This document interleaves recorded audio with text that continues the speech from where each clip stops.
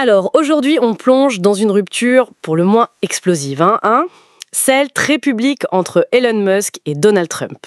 Ah oui, la fameuse bromance qui a complètement volé en éclats. C'est assez spectaculaire. Effectivement, une alliance qui paraissait solide, et puis, paf. On va décortiquer ça en se basant sur les faits et essence, surtout autour de ce projet de loi budgétaire de Trump qui a tout déclenché. Exactement. Notre but, c'est de voir les moments clés, les pics échangés, les enjeux derrière, mais vraiment en restant sur ce qui a été rapporté. Voilà. Alors le point de départ, c'est ce projet de loi, le One Big Beautiful Bill. C'est ça qui a mis le feu aux poudres. C'est le déclencheur, oui. Sur X, Elon Musk, il n'a pas mâché ses mots. Il a parlé d'abomination dégoûtante. Carrément. Ah oui, quand même. Et il a appelé à se mobiliser contre. Oui, il a appelé à l'action pour le bloquer. Ce qui est fort, c'est... La violence du mot, publiquement, contre un ancien allié politique puissant. Il justifie ça comment? Le déficit, c'est ça. C'est ça. Il s'appuie sur l'analyse du CBO, le Congressional Budget Office, qui dit que ça pourrait creuser le déficit de 2,4 trillions de dollars sur 10 ans. C'est énorme. Énorme, oui. Et la réaction de Trump, elle n'a pas tardé, j'imagine. Quasiment immédiate. En conférence de presse, il a d'abord joué un peu la déception, genre Elon et moi, on avait une super relation. Je sais pas si on l'aura encore. Le coup classique. Mais il n'a pas fait que ça. Non. Très vite, il a contre-attaqué. Il a suggéré que Musk était surtout fâché à cause de la possible suppression des crédits d'impôt pour les voitures électriques. Ah, l'attaque directe au portefeuille de Tesla. Malin.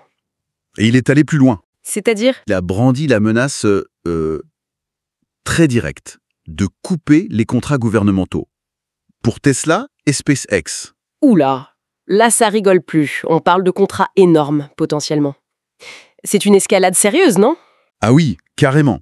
C'est une pression économique directe. Et Musk, évidemment, elle a répliqué. Sur X, encore. Fidèle à lui-même. Qu'est-ce qu'il a dit? Il a affirmé que Trump lui devait en partie sa victoire électorale. Qu'il l'avait soutenu financièrement, logistiquement.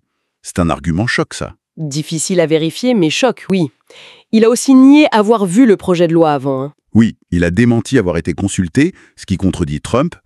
Et pour mobiliser les gens contre, il a balancé un mème.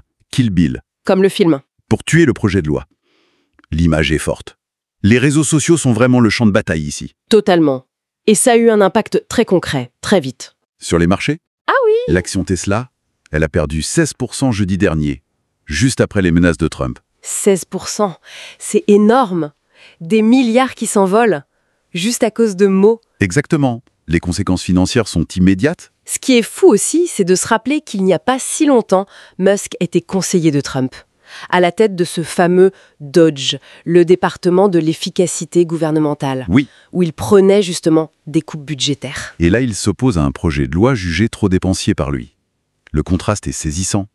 C'est ça qui ajoute à la tension, je trouve. Ce revirement apparent.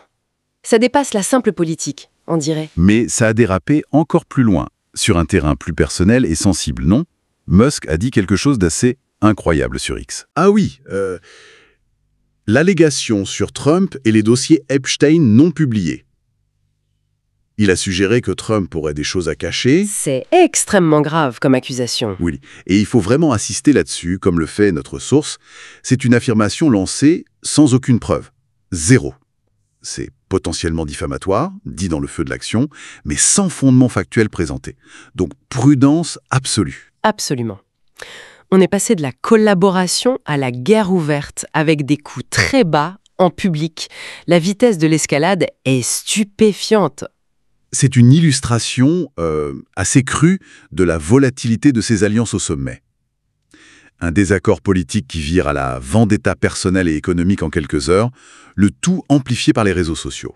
Pour ceux qui nous écoutent, ça montre bien comment pouvoir politique, gros sous et personnalité médiatique sont hyper connectés, non? Tout à fait. L'influence de ces personnalités est énorme. Elles peuvent modeler le débat, mais aussi faire trembler la bourse, avec quelques tweets bien sentis ou complètement incendiaires. Alors, pour finir, peut-être une question pour réfléchir. Au-delà de cette bataille d'ego, qu'est-ce que cette rupture nous apprend sur la façon dont les grandes décisions politiques sont débattues, influencées, voire prises en otage aujourd'hui à l'ère du numérique et des personnalités fortes? Bonne question. Ça laisse songeur sur l'influence réelle et les mécanismes de décision à ce niveau de pouvoir.